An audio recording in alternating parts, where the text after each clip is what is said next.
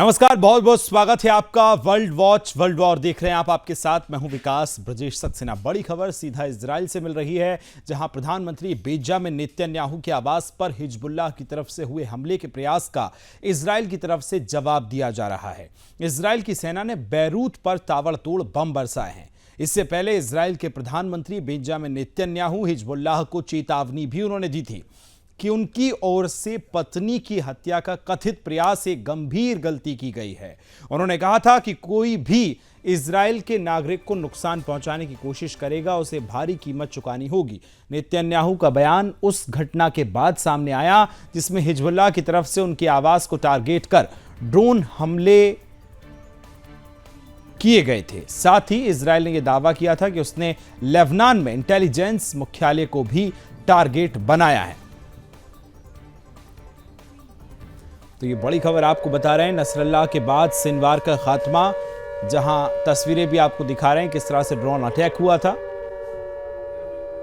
हमले के जवाब में इजराइल की ताबड़तोड़ कार्रवाई भी यहां देखने को मिली है। हमास की चीफ सिवनार का खेल भी खल्लास कर दिया है। नसरल्लाह के बाद सिनवार का खात्मा हो गया है।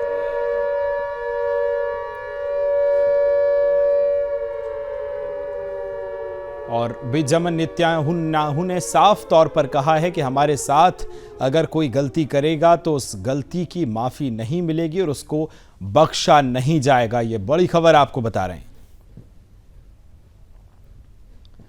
तो आपने ये तस्वीरें देखी। आइए अब एक बार फिर से विस्तार से नजर डालते हैं कि इस पूरे घटनाक्रम पर आखिर कब क्या हुआ और इतने भीषण ये हालात कैसे हो गए हैं। अब आपको ग्राफिक्स के जरिए हम आपको दिखाने जा रहे हैं। चलिए आपको बताते हैं कि आखिर कौन था वो आतंकी सिनवार जिसके मारे जाने पर इस भीषण युद्ध ने और भी विकराल रूप धारण कर लिया है। तो ये बड़ी खबर आपको बता रहे हैं कब कब क्या क्या हुआ। उसके देखिए सीधी तस्वीरें भी हमने आपको दिखाई, ग्राफिक्स आपको दिखा रहे हैं। इजराइल की तरफ से शनिवार को बेंजामिन नेतन्याहू के आवास पर हमले के जवाब में बैरूत में हिजबुल्लाह के ठिकानों पर सेना की तरफ से जवाबी कार्रवाई जो है वो की गई थी। और साथ ही आपको ये भी बता रहे हैं कि नेतन्याहू ने हिजबुल्लाह को ईरान का प्रॉक्सी बताया था और कहा था कि हत्या का प्रयास उन्हें या इजराइल को देश के दुश्मनों के खिलाफ युद्ध जारी रखने से नहीं रोकेगा, ये भी उन्होंने कहा है। तो क्या क्या हुआ देखिए, हम आपको वो भी स्क्रोल के जरिए बता रहे हैं। उनके प्रमुख यहां सिनवार के मारे जाने की पुष्टि के एक दिन बाद शनिवार को नेतन्याहू के आवास पर एक ड्रोन हमला किया गया है। इजरायली सेना ने कहा कि शनिवार को लेबनान से 3 ड्रोन दागे गए, जिसमें से 2 को रोक दिया गया है, यह भी उसकी तरफ से कहा गया। साथ ही कहा कि अब तक ना तो हिजबुल्लाह और ना ही किसी अन्य आतंकवादी समूह ने ड्रोन हमले की जिम्मेदारी ली है, यह भी उनकी तरफ से कहा गया। सिनवार कथित तौर पर 7 अक्टूबर 2023 को इजराइल पर हुए हमले का मास्टरमाइंड बताया जा रहा है, जिसमें 1200 से अधिक इजरायली मारे गए थे और 250 से अधिक को बंधक बना लिया गया था। इजराइल के प्रधानमंत्री बेंजामिन नेतन्याहू ने कहा कि सिनवार की हत्या जो लंबे समय से इजराइल रक्षा बल यानी आईडीएफ का एक प्रमुख उद्देश्य था, यह भी उन्होंने कहा, युद्ध के अंत की शुरुआत का संकेत देती है। लेकिन उन्होंने स्पष्ट किया कि अभी युद्ध खत्म नहीं हुआ है। ये देखिए हम आपको दिखा रहे थे कि कब क्या क्या हुआ है। चलिए अब आपको बताते हैं कि आखिर कौन था वो आतंकी सिनवार जिसके मारे जाने पर भीषण युद्ध ने और भी ज्यादा विकराल रूप ले लिया है। आईडीएफ के मुताबिक गाजा में इजराइल के हमले में हमास के 3 आतंकी मारे गए हैं और इनमें से सिनवार भी एक है। और इसकी पुष्टि डीएनए जांच से भी हो गई है, क्योंकि एक बार पहले भी सिनवार को मृत घोषित किया जा चुका है। और बीच खबर इसी ये भी आई कि सिनवार अभी जिंदा है और अब इजराइल कोई और रिस्क लेने को तैयार नहीं है। तो देखिए ये वो तस्वीर हम आपको दिखा रहे हैं जहां सिनवार मारा गया है और उसकी सीधी तस्वीरें आप देख सकते हैं किस तरह से बिल्डिंग्स जो है मलबे में तब्दील होती नजर आ रही है। छत का मलबा भी यहां पड़ा है और इस विस्फोट यहां जो हुआ है, भयानक विस्फोट यहां देखने को मिला। उसके बाद इसी में पुष्टि हुई कि जो सिनवार है उसकी मौत भी हुई है। इसके लिए डीएनए टेस्ट भी करवा लिया गया। इसके बाद की घोषणा सिनवार मारा गया है। बता दें कि सिनवार 7 अक्टूबर को इजराइल पर हुए आतंकी हमले का मास्टरमाइंड और हमास का मुखिया था। इससे पहले आईडीएफ ने बयान जारी कर कहा था कि गाजा में 3 आतंकी मारे गए हैं। तस्वीरों को देखकर माना जा रहा है कि उनमें से एक जो सिनवार है वो भी हो सकता है। अब आपको इस सिनवार के कुछ ग्राफिक्स भी दिखाते हैं। एक बार पहले भी सिनवार को मृत घोषित किया जा चुका है और इसी बीच खबर यह भी आई थी कि सिनवार जिंदा है, इसलिए सिनवार के मारे जाने की पुष्टि खुद इजराइल के प्रधानमंत्री बेंजामिन नेतन्याहू की तरफ से आई है। देखते हैं उन्होंने क्या कुछ कहा है, वो भी आपको बताते हैं।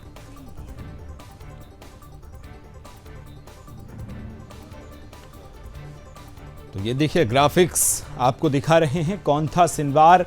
तो सिनवार नया चीफ था हमास का, और साथ ही आपको ये भी बता दें कि इस्माइल हानिया की मौत के बाद संगठन का इसको चीफ बनाया गया था। और साथ ही ये भी आपको बताएं कि बूचर ऑफ खान यूनिस, जिसे लादेन भी कहा जाता था, इसको नेस्तनाबूत, इसके इरादों को, इसके विचारों को और इसको भी इजराइल ने कर दिया। इसकी पुष्टि खुद इजराइल के प्रधानमंत्री बेंजामिन नेतन्याहू ने भी की है।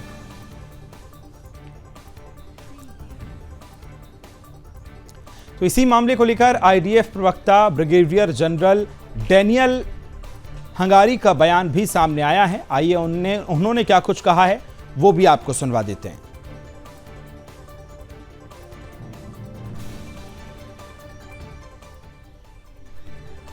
בפניכם היום כדי לבשר לכם שיחיא סנוואר חוסל. מי שביצע את הטבח הנורא ביותר בתולדות עמנו מאז השואה, רב המרצחים שרצח אלפי ישראלים, חטף מאות אזרחינו, חוסל היום על ידי חיילינו הגיבורים.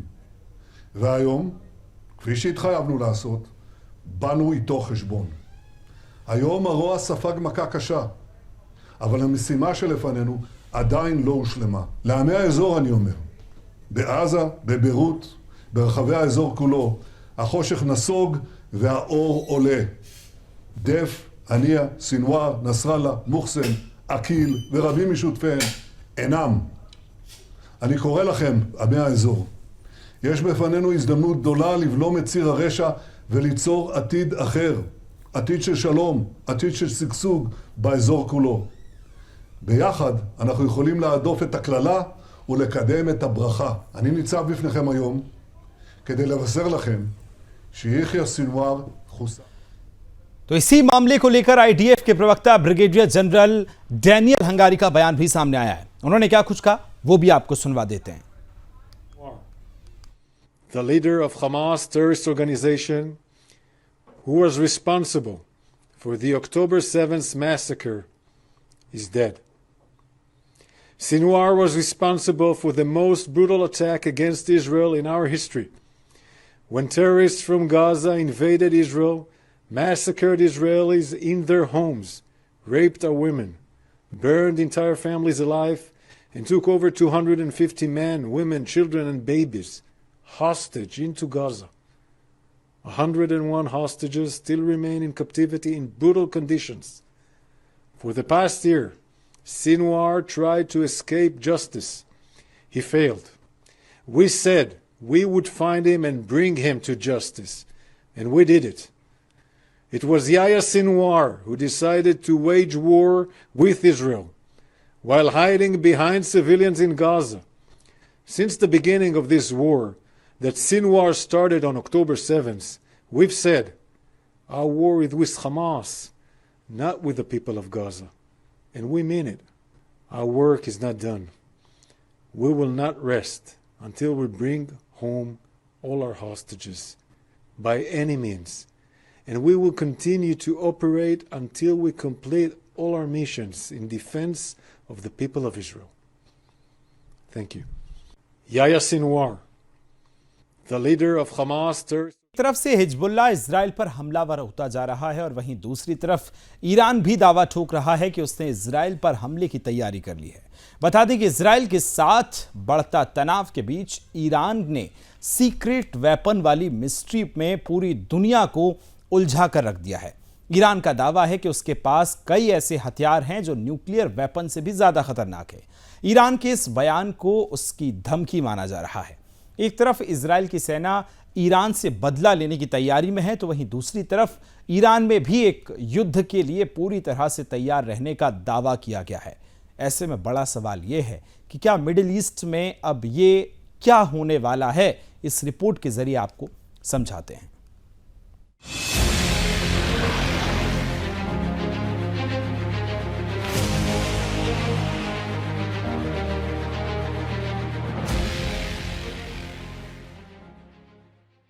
ईरान ने दिखाया दुनिया को सीक्रेट वेपन का डर।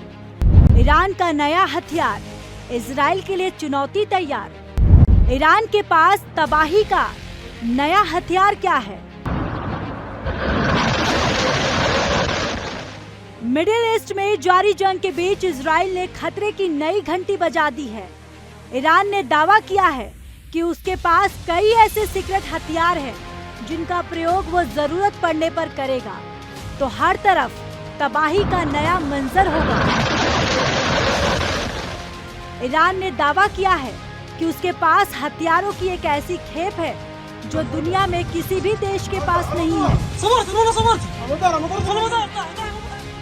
ये खतरनाक हथियार कहाँ है, कब बनाए गए और कैसे बनाए गए, इस पर ईरान ने कुछ नहीं कहा, लेकिन इतना जरूर कहा है कि उसका सीक्रेट वेपन परमाणु बम से भी घातक है। ईरान की ओर से ये बातें ऐसे वक्त में कही गई हैं जब इजराइल लगातार काउंटर अटैक की धमकी दे रहा है। बता दें, 1 अक्टूबर को ईरान ने इजराइल पर ताबड़तोड़ मिसाइल अटैक किया था। ईरान के इसी हमले का जवाब देने के लिए इजराइल युद्ध की तैयारी में जुटा है।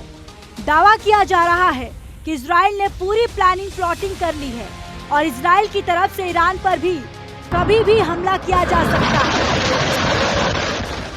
सबसे ज्यादा खतरनाक ईरान की परमाणु ठिकाने को निशाना बनाए जाने का है, लिहाजा ईरान ने भी खुलकर धमकी दे दी है। ईरान के ब्रिगेडियर जनरल इब्राहिम रोस्तमी ने दावा किया है कि ईरान के पास वो सब कुछ है जो इजराइल की तबाही का सबब बन सकता है। वक्त دیمونا رو ما چند بارم مانور انجام دادیم روی زدن دیمونا. ما یه سری تجهیزاتی داریم که من دارم به شما میگم از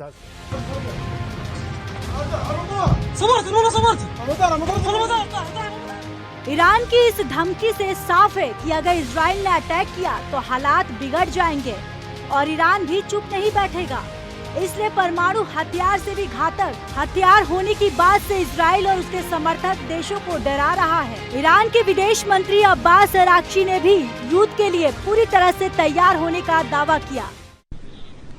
جمهوری اسلامی ایران خواهان تنش، افزایش تنش، درگیری و جنگ نیست، اگرچه برای هر وضعیتی آمادگی داره. ما برای جنگ آماده هستیم، برای صلح هم آماده هستیم. این موضع قاطع جمهوری اسلامی ایران هست.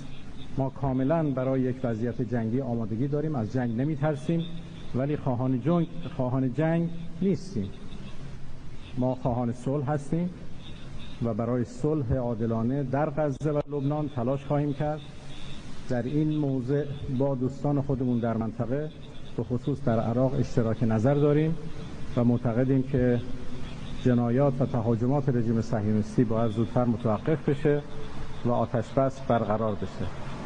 ما تصمیم گرفتیم که در این زمینه با هم همکاری داشته باشیم، هم به مشورت‌های خودمون ادامه بدیم و هم اقدامات هماهنگی رو ईरान और इजराइल में तनाव बना हुआ है। गाजा पट्टी और लेबनान में इजराइल के हमले से ईरान पहले ही बौखलाया हुआ है। इसलिए ईरान ने 1 अक्टूबर को इजराइल पर मिसाइलें दागकर उसे बदला लेने का फैसला किया। इस अटैक में इजराइल के एयरबेस को हानि पहुंचाने का भी दावा किया गया था।